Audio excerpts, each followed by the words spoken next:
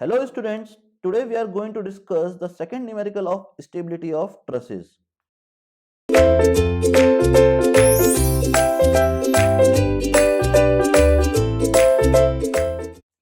Question is written as, for the truss shown in figure below, find whether the truss is internally stable or unstable. Now we need to find here whether the truss is internally stable or unstable. Now in this portion, all the panel will be in the form of triangulated form.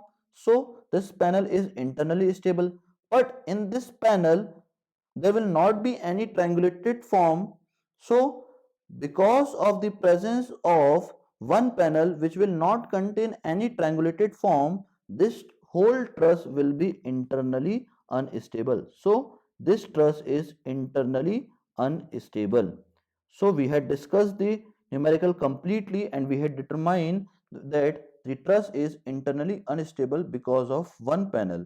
Okay students, thank you very much.